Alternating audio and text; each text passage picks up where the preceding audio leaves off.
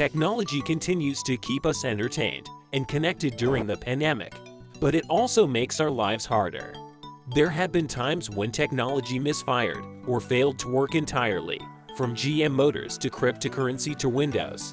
Here's some of the most noteworthy tech catastrophes. So stick around and don't forget to hit subscribe to our channel if still haven't, and keep the notification bell on to ring you on our future updates. Let's get right into it. First off, in number 10 we have Secret. No, we are not trying to hide something from you. It's just the name of the app. For a brief moment in 2014, an anonymous social network was all the rage. Secret showed you messages from your friends and friends of friends without identifying anyone by name. The result was a relatively safe space to talk about drugs and other things that would get you kicked off Facebook. It quickly amassed 15 million users and raised $35 million. But one enduring lesson of the 2010s is that nothing anonymous can stay. Where there is no permanent identity, there is no permanent social network. Just 16 months after launch, Secret's co-founder tried to save face by pulling the plug himself, sending Secret to the anonymous app graveyard alongside Yik Yak, Ask''em, Formspring, and many others. The founders pledged to give the money they had raised back to investors. Next, on number 9 we have Indra. Of all the coveted endorsements an energy company could seek, having Obama as your personal brand ambassador is likely top of the list. That was the lucky position Indra found itself in circa 2009, when its circular solar panels caught the then president's eye. The company had everything the Obama administration wanted: innovative and efficient design, the potential to provide hundreds of new jobs, and billions of dollars in funding from hedge funds and venture capitalists. The only problem was that it didn't actually have a business plan. In 2011, the company went bankrupt, thanks to skyrocketing costs and a nearly non-existent customer base. The nail in the coffin came when China stepped in to provide exceedingly cheap solar panels.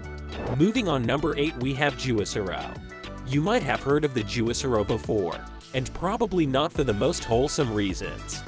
The Juicero is basically an internet meme at this point, having been hailed as one of the dumbest inventions this decade. So, what is Juicero?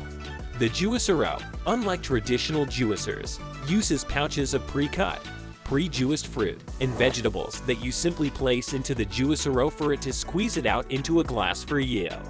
And that's it. Don't know what they were thinking before coming out with this. Up next, on number 7 we have Bitconnect, which was just another Ponzi scheme. Bitconnect was by no means unsuccessful in its growth, with the value of one coin skyrocketing. However, as with all Ponzi schemes, it all came crashing down eventually.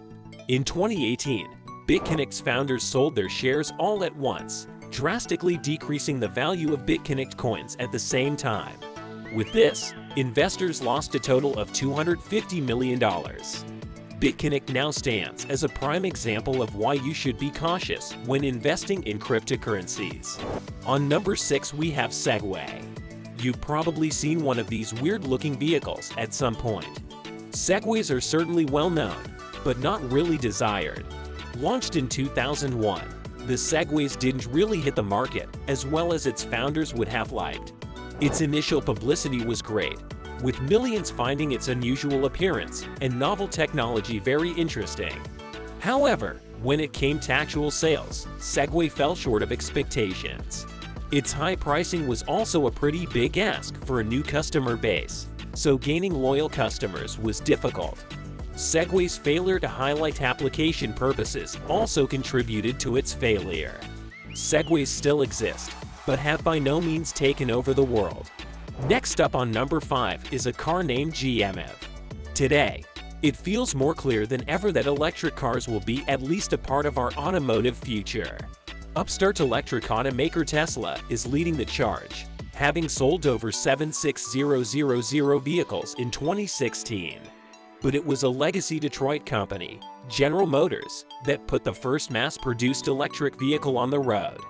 The GMF-1, available between 1996 and 1999, was a hit with the small number of customers who got to lease one. Yet, they were only leased, not sold, and less than 2,500 were made. But GM ultimately decided that electric vehicles were too niche, controversially scrapping the program and sending most EV May 18, 2022 to the crushers. The modern EV renaissance, however, is evidence there's a market for these cars, and now even GM is getting back in the game with its Chevy Bolt. Next up on number 4 we have AOL. It's hard to look at what America Online was and not wonder what it could have been. The first internet service provider to capture the country's attention. It began to gobble up content on the web much in the same way that Facebook and Google are doing today. And AOL's instant messenger platform was, arguably, a precursor to every messaging app currently in operation. It's not a stretch to say AOL was the first popular social network, buddy lists and all. But eventually, the company was both clandestined by subscribers departing for faster ISPs and undercut by free internet services like Microsoft's Hotmail and Google's Gmail, which quickly antiquated the iconic "You've Got Mail" alert. Up next on number 3 we have Google Glass. Few gadgets have debuted with as much buzz as Google Glass, the smart spectacles the search giant unveiled in 2012. From its flashy introduction demo that featured skydivers streaming their jump through the device, to a spread in vogue, Glass had possibly one of the most hyped gadget launches of all time. But all for naught. Google shelved the product in 2015, though it's still being used in some professional applications. What happened? The headset's high price tag $1,500 and concerns about privacy kept it from going mainstream. Glass made it easy to record video discreetly, which prompted some bars, restaurants, and movie theaters to ban the gadget and gave rise to the term Glass Show. While Glass may have failed, it offered valuable lessons about wearable tech. Namely, nobody likes to be recorded without their knowledge. Next on number 2 we have QR codes. QR codes sound like a genuinely useful idea. Barcode-like symbols that smartphone users could scan for more information about some real-world object, be it a movie poster or a museum exhibit. The idea? It's easier to scan a code than it is to type a long and unwieldy URL into a mobile internet browser. Though it remains popular abroad, the technology never caught on in the US perhaps because QR codes tend to be ugly and jarring.